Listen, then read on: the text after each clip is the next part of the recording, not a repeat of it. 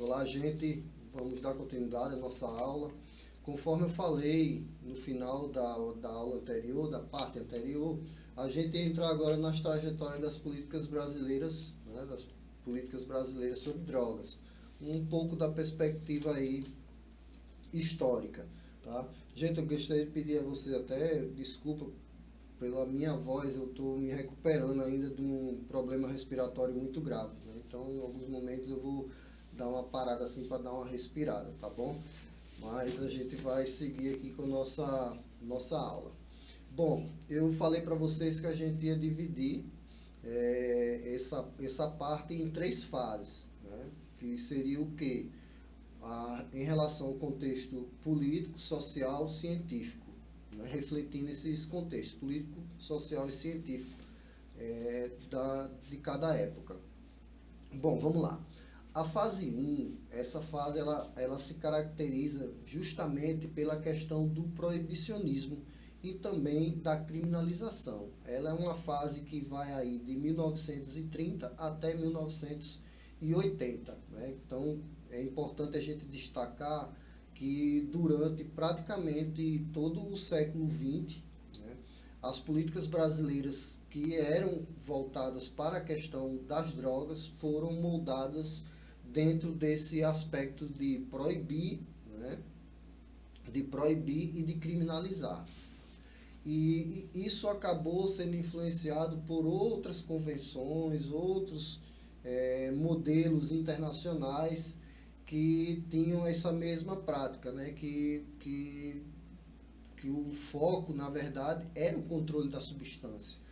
Nessa época, em nenhum momento se pensava em proporcionar ao dependente químico uma oportunidade dele sair daquela zona problemática e ele procurar uma alternativa que não seja o uso da droga, né? Então, durante esse período do século XX, que foi uma grande parte, né? Se você for pegar aí de 1930 a 1980, foi a metade do século praticamente, né? Então, você pegou aí praticamente a metade do início do século até a metade do final do século. Então, foi um período muito extenso, onde as políticas eram voltadas para, como eu disse, proibir e criminalizar o usuário, certo? Então veio o Código Penal de 1940.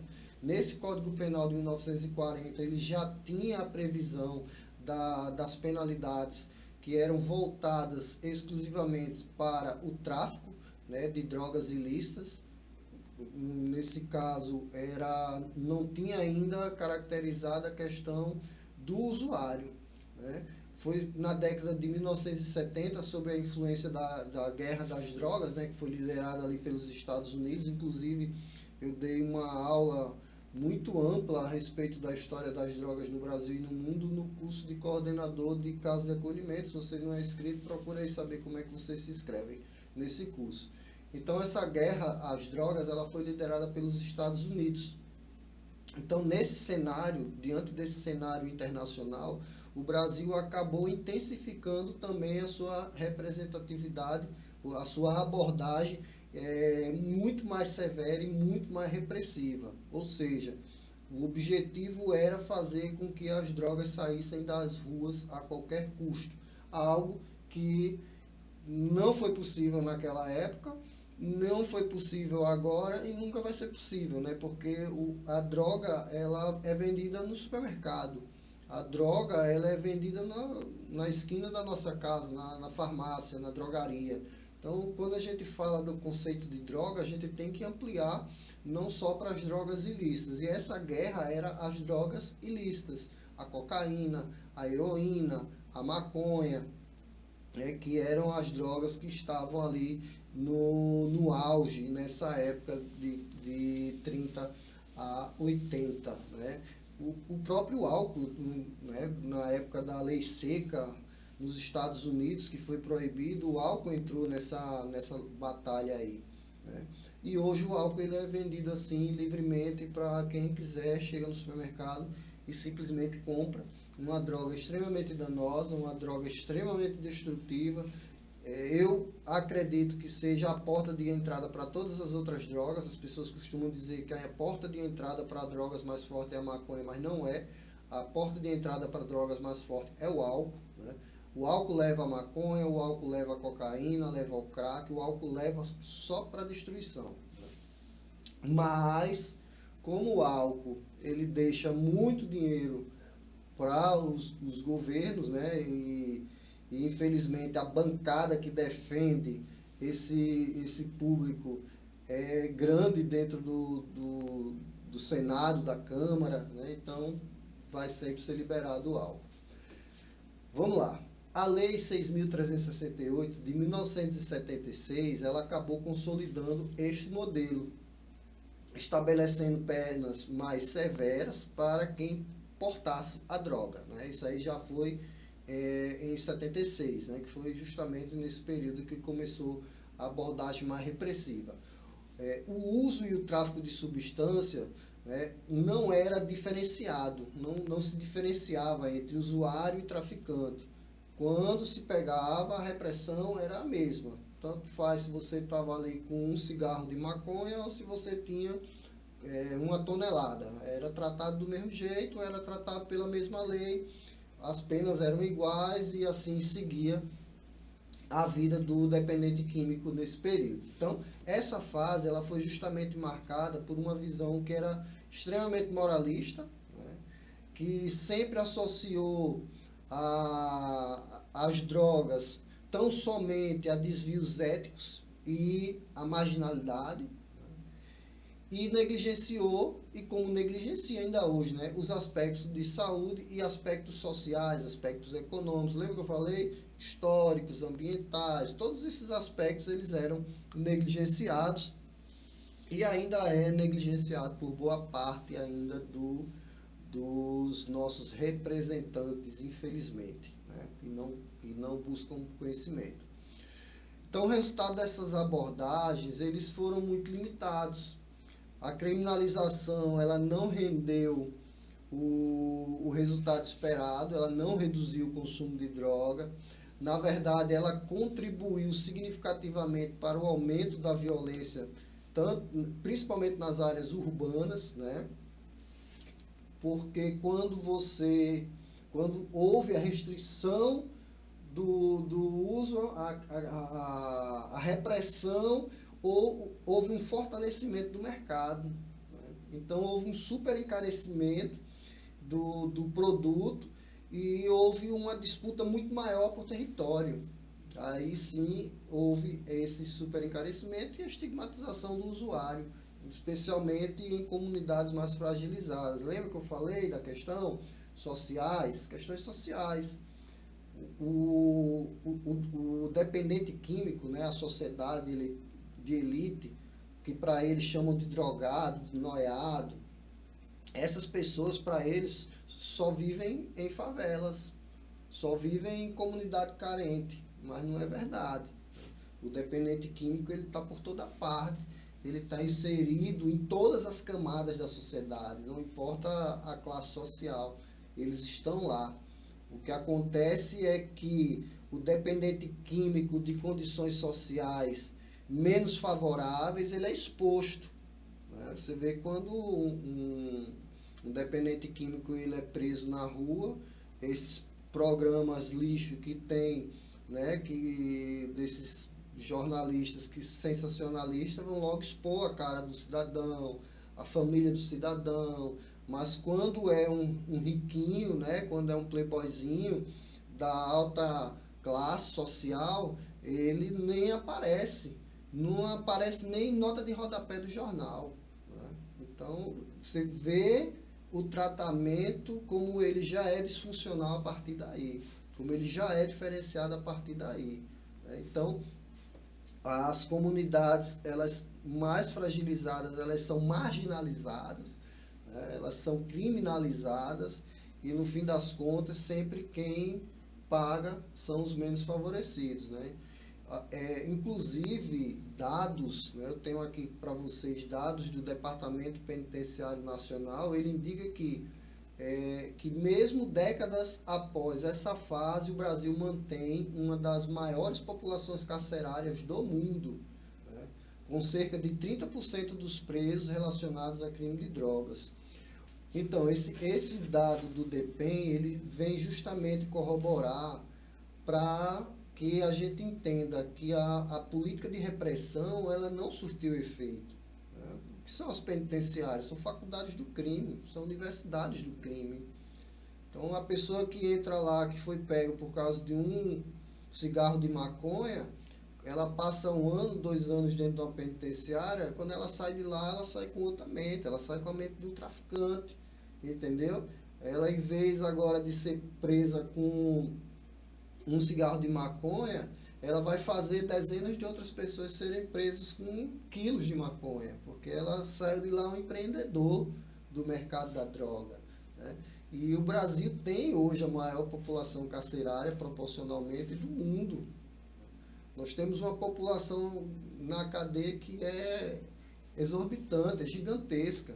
E 30% de toda essa população tem alguma coisa relacionada a crimes de uso de drogas, né? Esse dado é um dado de 2023, né, do Departamento Penitenciário Nacional, né? Um dado que você pode checar. Eu acredito que eu estou deixando esses materiais que eu vou falando, gente, eu vou deixar tudo aqui na plataforma, que aí vocês baixam e vocês estudam, entendeu? A gente não tem como falar tudo aqui, a gente vai falando o que dá, tá certo? Porque o tempo é muito escasso. Então, nós entramos na fase 2. Né? Nós entramos na fase 2, que é justamente essa transição de uma política pública repressiva, que só visava prender e punir, para uma transição para uma saúde pública, para políticas públicas de saúde, que tinham já outra perspectiva. Isso ali entre os anos de 1990 e 2010, tá? Aí a gente tem final aí do século XX e adentrando no século XXI. Então a gente teve esse processo de redemocratização, né, com a Constituição de 1988, acabou que marcou o início de mudanças, né, muito paradigmáticas em relação não só às políticas públicas sobre drogas, né, mas a uma diversidade de políticas que existem hoje, até porque a Constituição de 1988 ela trouxe muitos direitos para nós cidadãos, direitos que estão querendo tirar, né, mas que a gente ainda aí resiste com luta e com força. Então, essa nova carta constitucional, ela acabou enfatizando a importância da saúde como um direito universal de cada indivíduo, né? Acabou surgindo aí como esse direito, não só um direito à saúde, mas também à dignidade humana, né? Como o próprio princípio fundamental. E criou espaço para questionar justamente esses modelos que eram exclusivamente repressivos, exclusivamente incriminatórios, né, que eles buscavam sempre a pessoa ser um meliante, ser um criminoso, era o traficante, e passou para um paradigma diferente, onde é uma pessoa em situação de dependência química que enfrenta um transtorno, né, por uso de substância, que precisa de um tratamento, como qualquer outro tipo de doença. Né?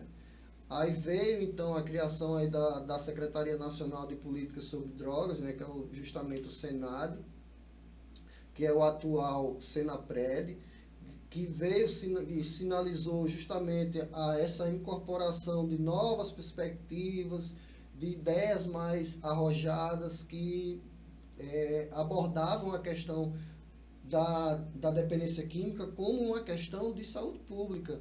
Né? Aí houve a questão do foco na prevenção, houve a questão do foco no tratamento, né? E a questão também da redução de danos, né? Que a gente já falou anteriormente.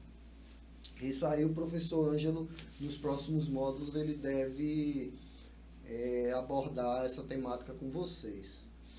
Então, um marco dessa promulgação foi justamente aquela lei que eu falei para vocês lá no início da nossa aula.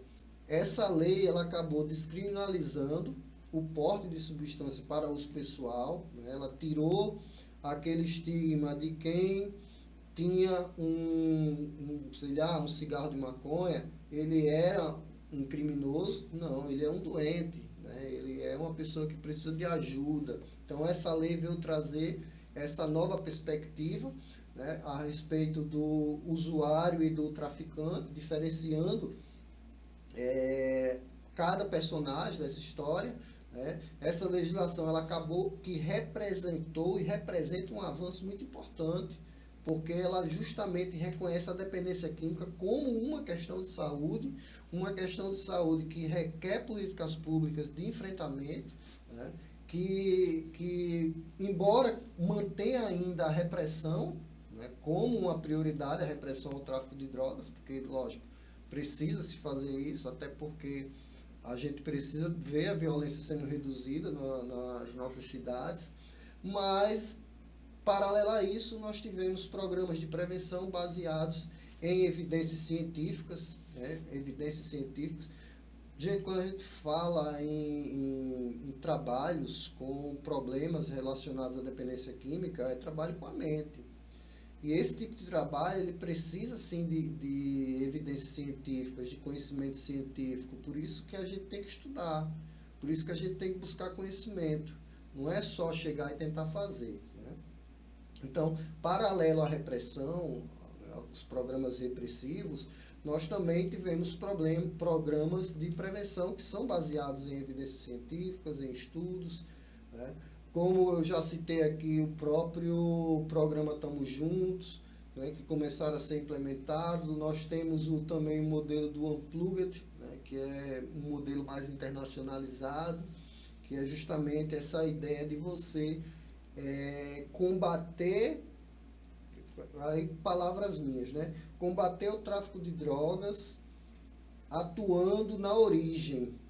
Quando eu atuo na origem, na prevenção, quando eu deixo de produzir, né, novos dependentes químicos, eu estou reduzindo o mercado, eu estou reduzindo o público consumidor de um certo tipo de produto, neste caso, as drogas, né? Então, é importante essas ações, né?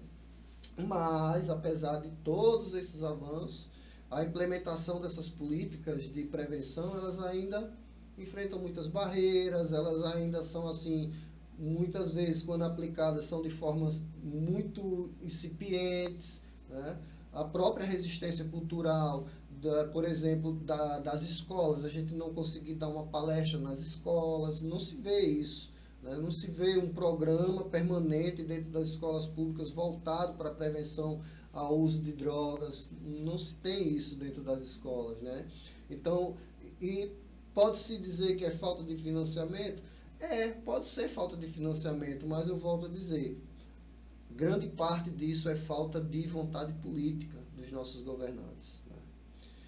Então, aí a gente também tem aí, aliado a isso, a falta de articulação intersetorial, mais uma vez sendo citada aqui, que é importante essa relação intersetorial para que a gente consiga, junto aí, educação, saúde, esporte, né, a questão lazer, tudo isso está interrelacionado dentro desse contexto multifacetado da dependência química. A gente tem que trabalhar a base para fazer com que a construção da sociedade ela seja mais forte e tenha menos impacto e menos tendência a ir para o mundo da dependência química.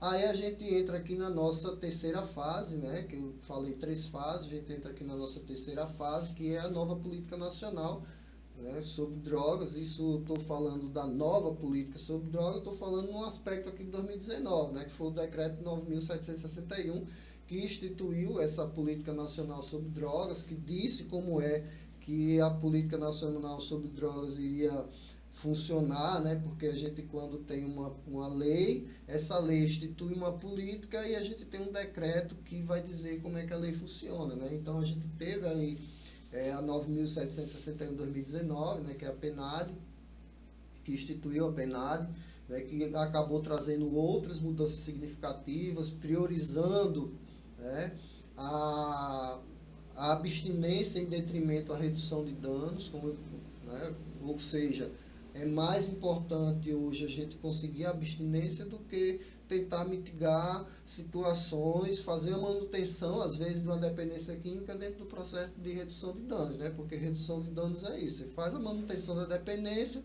só que você busca fazer com que o dependente ele se drogue de forma segura, né?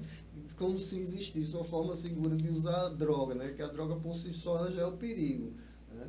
Então, aí houve o objetivo principal do tratamento, fortalecendo o papel das próprias comunidades terapêuticas, né, que são as casas de acolhimento, dentro desse processo. Então, a PNAD, ela acaba, assim, mantendo, lógico, a repressão ao tráfico de drogas como pilar central.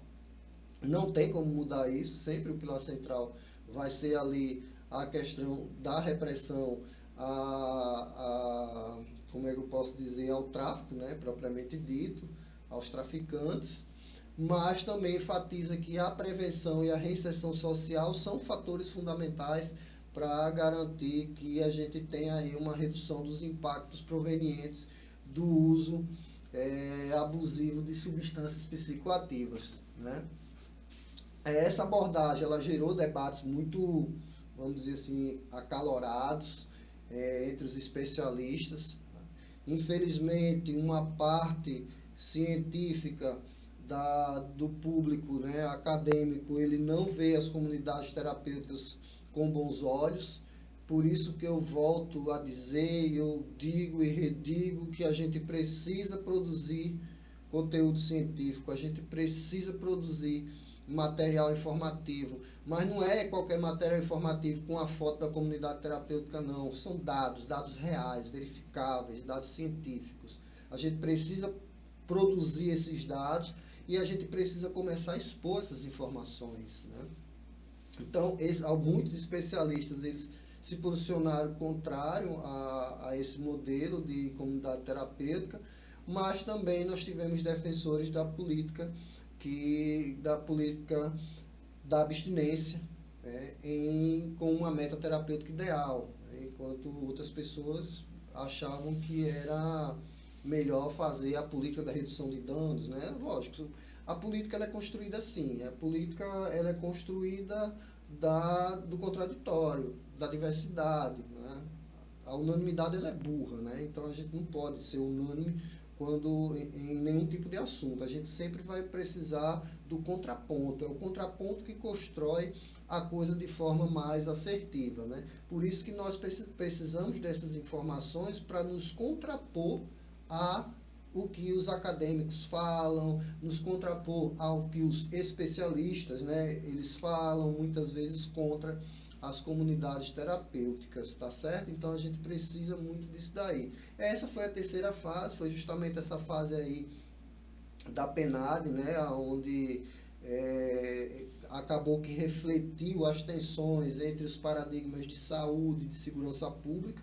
A gente teve que, com a PNAD, a gente saiu do âmbito somente da segurança pública quando se falava em drogas e nós agregamos aí também agora o âmbito da saúde pública quando se fala em drogas, né? Porque você tem o problema da segurança pública, mas você também tem o fator saúde que é fundamental. As pessoas estão adoecendo com o uso de substâncias, né? Enquanto programas como Famílias Fortes continuaram a promover, né, o Tamo Juntos, tem diversos outros, né? Então, são programas que comprovam que investir em prevenção é bom. Investir em prevenção é bom. Então, é importante que a gente, das comunidades terapêuticas, das casas de acolhimento, a gente também crie uma rotina, né? Aquela escola que está lá perto da nossa comunidade terapêutica, vamos lá, vamos nos oferecer, né? Vamos, uma vez por semana, dar uma palestra, né? Vamos lá agregar algum tipo de bem científico, cultural para essa sociedade, né? Que só adoece e que precisa tanto da nossa ajuda, né? Então, a política de enfrentamento acabou que foi um desafio, precisou atender, como eu já falei, o Brasil é um país continente, né? Então, essa política ela precisa ser muito bem trabalhada, porque ela precisa entender a diversidade regional do Brasil, né? As realidades urbanas e rurais, elas são extremamente distintas, né? São extremamente diferenciadas, então elas exigem abordagens diferentes. Olha, se o SUS, né? O SUS é um sistema maravilhoso. O SUS ele tem uma abordagem diferenciada somente para os povos indígenas, né? Então a gente precisa ter uma abordagem diferenciada no âmbito da dependência química para os povos indígenas. Até porque eles fazem uso de substâncias que são diferentes, são desconhecidas por nós no nosso cotidiano. Então, vocês entendem o quanto há ainda para crescer, a se desenvolver de políticas públicas, né? Só para vocês terem uma ideia dessa magnitude aí do campo de atuação, tá? Então, vamos lá seguindo. Existe um contraponto entre as abordagens repressivas e preventivas, né? Então, existe essa tensão natural, que vai da repressão à prevenção. E um dos aspectos que são mais marcantes nessa balança, né, vamos dizer assim, nessa balança da política pública sobre drogas, é a dicotomia, refletindo o quê? Visões distintas sobre o fenômeno do uso de substâncias e suas soluções, né? Então, a gente vai ter aí visões completamente distintas em relação a isso. Vamos começar pelo modelo repressivo, tá? A gente falou rapidamente, mas vamos dar uma tocada melhor na ferida. Então, o modelo repressivo e seus limites. O modelo repressivo ele está centrado exclusivamente na criminalização e no encarceramento. Gente, nós temos a maior população carcerária do mundo. Maior população carcerária do mundo. Nós temos dessa população 30% de pessoas que tiveram algum problema relacionado a drogas, ou traficante, ou usuário, tá? Esse levantamento que eu falei foi justamente lá das informações penitenciárias. Então, de 2023, os dados do IFOPEN de 2023, que são dados do Levantamento Nacional de Informações Penitenciárias, eles indicam que aproximadamente 230 mil pessoas estão presas por crimes relacionados a drogas. Gente, é uma população grande. 230 mil pessoas é quase a população da Zona Norte de Natal inteira, tá? É uma população que chega perto aí, talvez, da população de uma cidade como Mossoró, aqui no Rio Grande do Norte. Então, é uma população grande. Então, muitos desses delitos são delitos de menor gravidade, como o porte de pequenas quantidades. E isso não sou eu que estou dizendo. São informações científicas, verificáveis e checáveis. IFOPEN de 2023, tá certo? Aí vocês entram na internet e aí vocês procuram. Então, são delitos pequenos. Essa política, ela acabou, da repressão, ela acabou contribuindo para aquilo que eu já falei. Super encarecer os produtos. Quando você super encareceu os produtos, você criou uma guerra natural entre esses traficantes, que precisaram de mais pessoas para vender, atraíram mais a juventude, principalmente dos bairros mais carentes, para ser aviãozinho, para ser informante, para ser fogueteiro e etc., né? Então, criou-se toda uma cadeia de oportunidades dentro do tráfico, né? E, a partir do momento que criou-se essa cadeia de oportunidade, também desencadeou uma série de apreensões, de prisões. E o que é que acabou acontecendo? Sobrecarregando o sistema penitenciário, e essa sobrecarga do sistema, não só penitenciário, né, mas é uma sobrecarga do próprio sistema judicial, que acabou que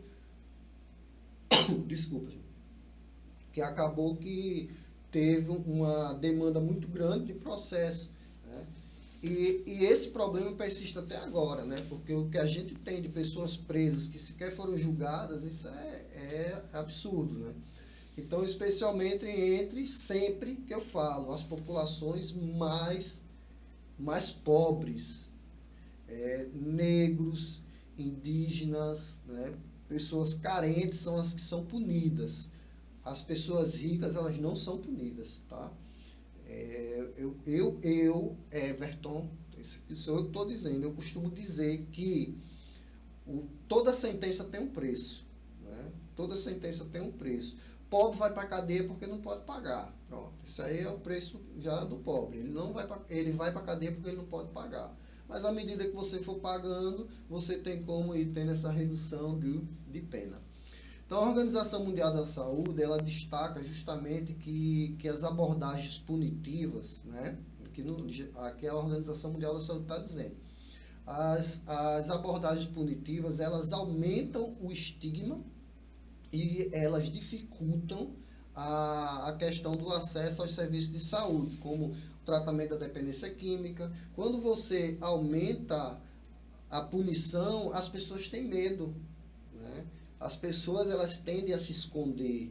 Então, o dependente químico, ele não vai procurar um tratamento porque ele tem medo. Ele tem medo de como ele vai ser julgado, né? O que é que a família vai dizer, o que os amigos vão dizer, o que a comunidade vai comentar. Por quê? Porque ele está em uma situação de criminalidade, né? Para esse modelo punitivo, né? Para esse modelo punitivo. É o que acontece, por exemplo, com a questão da situação do HIV, né? Da AIDS. As pessoas não procuram ajuda, atendimento por causa do estigma. Ai, tem AIDS, cuidado, não sei o quê. Cara, isso é passado, né? Isso não existe mais. Então, isso a Organização Mundial compara a questão da dependência química com a questão do uso de drogas, né? Quando você só tem a tendência a punir, você tem também como resposta a pessoa se defender. E uma das formas de se defender é se esconder da situação e não procurar ajuda. E experiências internacionais, como a guerra às drogas nos Estados Unidos, elas mostraram que a repressão ela não reduziu a oferta, né? Ela não reduziu a oferta, nem tampouco reduziu a demanda por substância, mas só conseguiu fazer uma coisa: aumentar o índice de violência e fazer com que o crime já existente de forma desorganizada se organizasse. Hoje nós temos organizações criminosas, né, de tráfico de drogas que são mais estruturadas do que o governo de alguns países, tá, gente? Eu vou só dizer isso para vocês aqui, mas é uma verdade. Então a gente saiu aí desse modelo repressivo, né, que era um modelo sem limites, e a gente entra na prevenção como uma alternativa eficaz, nesse modelo alternativa muito mais sofisticado. Eu confesso que eu acho muito mais sofisticado você prevenir do que você simplesmente querer punir, né? Isso é que é interessante.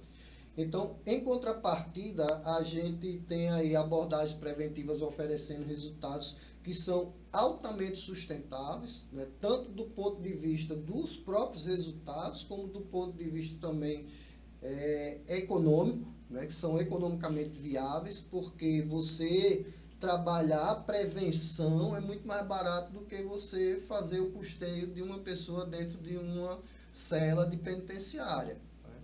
Eu não sei atualizado quanto custa um preso por dia, não sei, também não me interessa saber, mas eu imagino que seja mais barato a gente ir para uma escola, educar algumas crianças, algumas centenas de crianças, para que elas não entrem no tráfico de drogas, do que fazer esse trabalho de manter pessoas encarceradas. Como eu também tenho certeza que seja muito mais barato a gente custear o tratamento de um dependente químico que deseja se reintegrar social e econômica e produtivamente à sociedade, do que estar mantendo uma pessoa ali encarcerada dentro de um depósito de gente, né? Então, a gente tem essas perspectivas a se pensar. Então, vários programas que são implementados em escolas, eles acabam surtindo um efeito muito positivo. Por exemplo, as escolas que tiveram a implantação do programa Tamo Junto, essas escolas, esse público, ele demonstrou que teve uma redução de cerca de 30% desse consumo precoce de álcool, por exemplo, e outras substâncias entre os adolescentes, a partir da promoção das habilidades socioambientais, da conscientização do risco do uso de substâncias psicoativas, tanto ilícitas quanto lícitas, né? Então, a gente teve resultados bons com esse programa. Outro programa que tem resultados muito positivos foi o que eu já citei aqui, que é o Famílias Fortes, que foi uma adaptação de um programa já, vamos dizer assim, importado, que era o Strengthening Families Program, né, que é justamente fortalecer, como objetivo, fortalecer os vínculos familiares com vistas a reduzir comportamentos de riscos, né, com evidências eficazes dentro de um contexto brasileiro. Então foi importado e a gente só fez aí as adaptações, né? Não existe assim a gente imaginar que comportamento de risco são vários, né?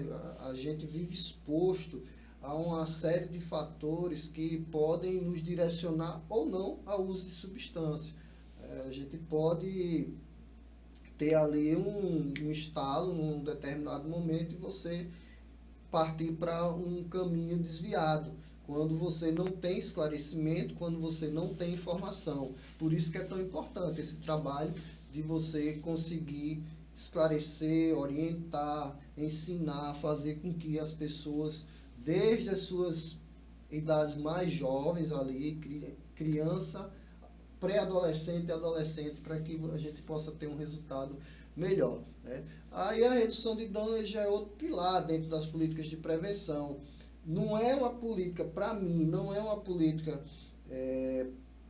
100% preventiva, porque ela previne. Sim, previne o quê? Previne problemas mais sérios decorrentes do uso de substância, como uma overdose, uma contaminação por HIV, por hepatite C e outras doenças, infecções, né, sexualmente transmissíveis, que também são transmitidas ali pelo compartilhamento de cachimbo, de seringa e etc, né?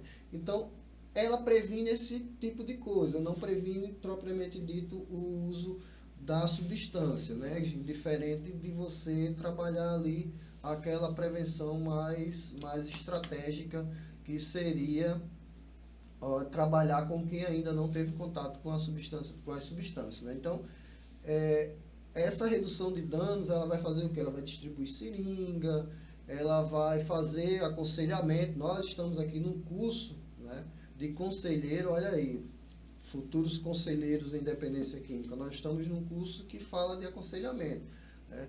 E o aconselhamento, ele vai estar inserido na prevenção em todas as etapas, tá? Em todos os aspectos que você imaginar da prevenção, o conselheiro vai estar inserido, né?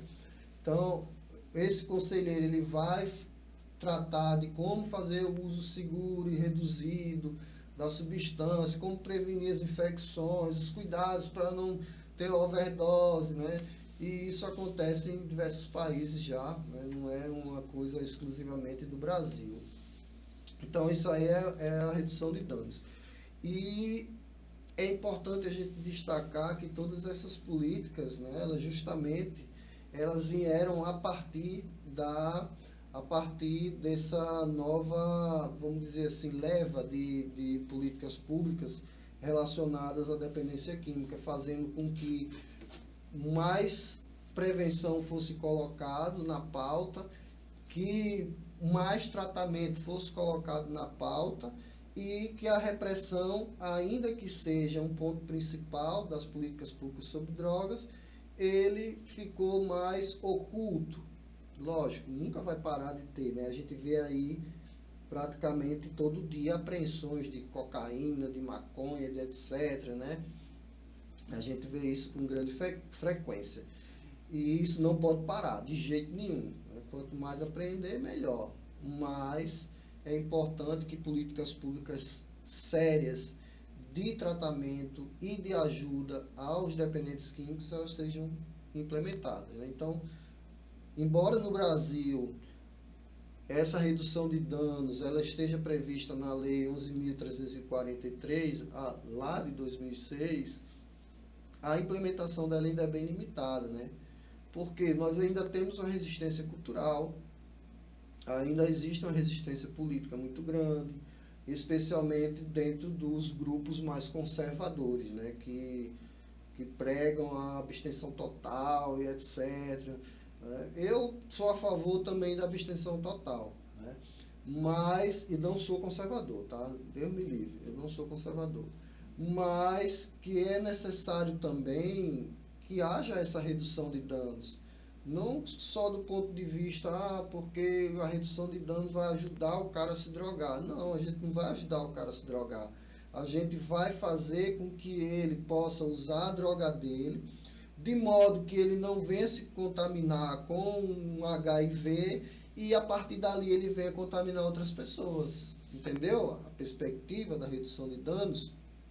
Mas eu, Everton, eu sou a favor, né, como educador, né, eu sou a favor de que haja sim as ações, que hajam mais investimentos, investimentos mais encorpados, investimentos mais significativos lá nos anos iniciais da vida do cidadão, para que a gente possa ter uma sociedade futura mais alicerçada, com menos fragilidades, principalmente no mundo adoecido de hoje das redes sociais, né?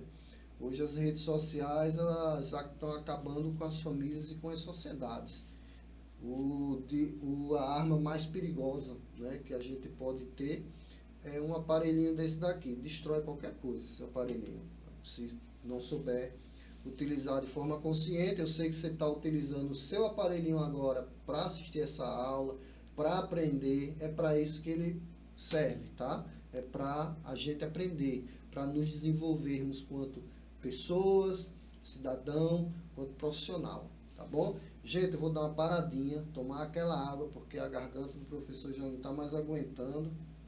E a gente vai, na nossa próxima etapa, falar um pouco dos desafios atuais e das perspectivas futuras no âmbito da dependência química das políticas públicas. Volto já.